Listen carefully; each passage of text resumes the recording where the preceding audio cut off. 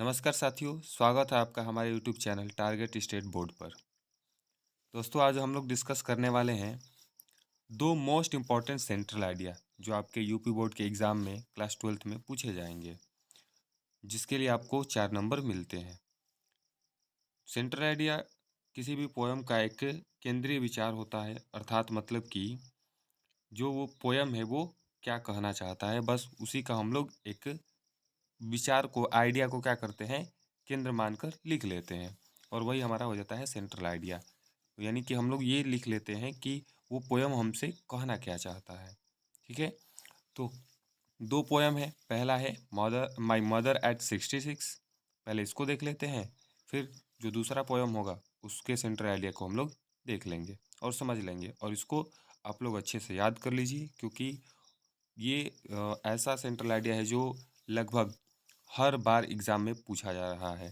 ठीक है, तो आप लोग इसे याद कर लेंगे तो ये आपके लिए 4 नंबर फिक्स हो जाएंगे। चलिए डिस्कस करना शुरू करते हैं। पहला है माई मदर एट 66। तो सेंट्रल आइडिया देखिए इसका है कि दिस ब्यूटीफुल पोयम, यह सुंदर कविता, इज कंपोज्ड, सजाई गई है बाई कमला दास, कमला दास के द्वारा। यानी कि यह जो कविता है ये किसके द्वारा लिखी गई है?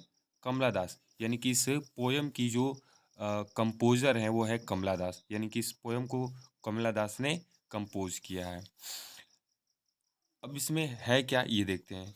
देखिए एजिंग, यानी कि एज का बढ़ना, इज़ अ नेचुरल प्रोसेस। देखिए एक प्राकृतिक पड़ाव है, यानी कि उम्र बढ़ती रहती है, ये एक प्राकृतिक पड़ाव है, नेचुरल प्रोसेस है इन ह्यूमन लाइफ, कि मानव के जीवन में, एंड एनिमल्स और जानवरों के, चाहे वो जानवर हो चाहे इंसान हो, उनके जीवन में उम्र का बढ़ना एक प्राकृतिक पड़ाव होता है। चाहे आप इसे रोक नहीं सकते, आपका उम्र हमेशा बढ़ता रहेगा।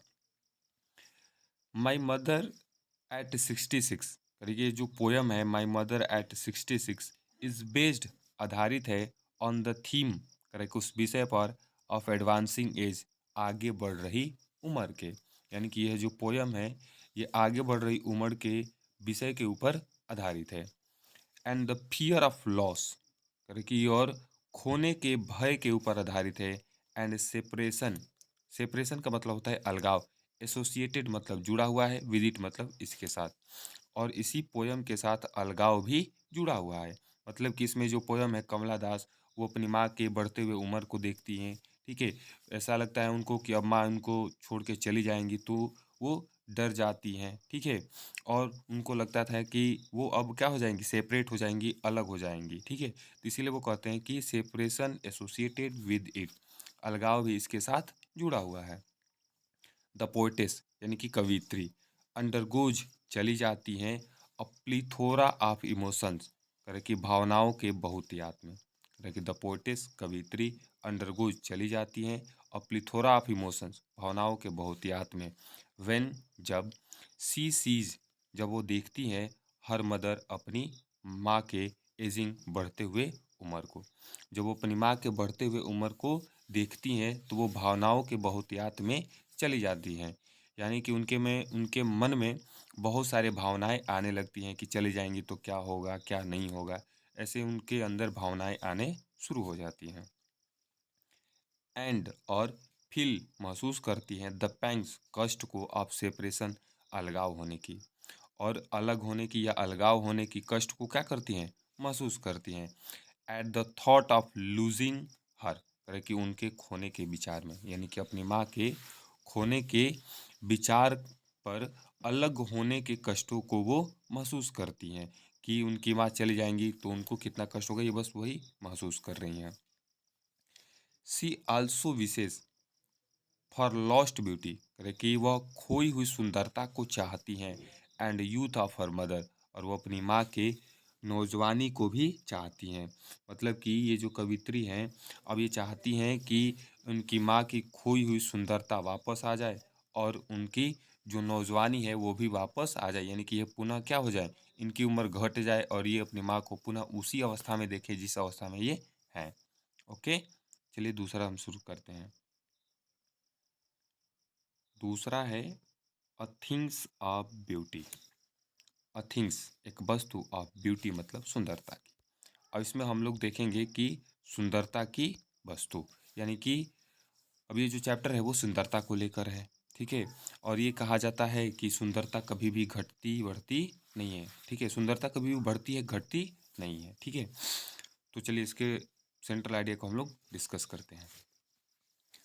This beautiful poem this beautiful poem is composed, सजाई गई है बाय जॉन किट्स के द्वारा। देखिए पोयम जो है वो राइट नहीं किया जाता है, कंपोज किया जाता है, इसलिए हम कंपोज्ड किए हैं, ठीक है। और पोयम के लेखक नहीं होते हैं, कंपोजर होते हैं, ठीक है। दिस ब्यूटीफुल पोयम, यह सुंदर कविता, इज कंपोज्ड, सजाई गई है बाय जॉन किट्स के द्वारा। यानी कि इस कविता के जो सजाने वाले व्यक्ति हैं उनका नाम है John Keats. A things of beauty a things of beauty यानी कि सुंदरता वाली चीज, इज अ सोर्स एक स्रोत होती है। सोर्स मतलब स्रोत, यह एक स्रोत होती है। अब कांस्टेंट जॉय मतलब निरंतर आनंद की। कोई भी सुंदरता वाली चीज निरंतर आनंद की एक स्रोत होती है। मतलब जो चीज़ें सुंदर है वहाँ से आपको हमेशा आनंद आएगा, कभी ऐसा नहीं होगा कि वहाँ से आनंद खत्म हो गया। Beauty can be found beauty can be found, सुंदरता को पाया जा सकता है एवरीवेयर, कहीं पर भी। यानी कि सुंदरता को आप कहीं पे भी पा सकते हैं, यानी कि सुंदरता आपको कहीं पे भी मिल सकती है।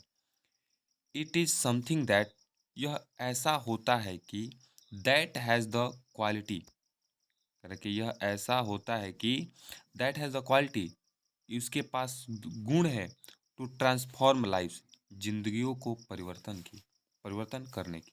कि यह कुछ ऐसा होता है जिसके पास जिंदगियों को परिवर्तन करने की क्षमता होती है, एबिलिटी होती है, योग्यता होती है। यानी कि यह कुछ ऐसा होता है जिसके पास जिंदगियों को परिवर्तन करने की योग्यता होती है। It also highlights the fact, कि यह उन तथ्यों पर भी प्रकाश डालते हैं। It also highlight the facts, यह उन तथ्यों पर भी प्रकाश डालते हैं दैट की beauty has a theoretic quality. Theoretic मतलब होता है चिकित्सीय, क्वालिटी मतलब गुण। कि यह उन तथ्यों पर भी प्रकाश डालता है कि सुंदरता के पास एक चिकित्सीय गुण होता है। यह कह रहा है कि सुंदरता के पास एक चिकित्सीय गुण होता है।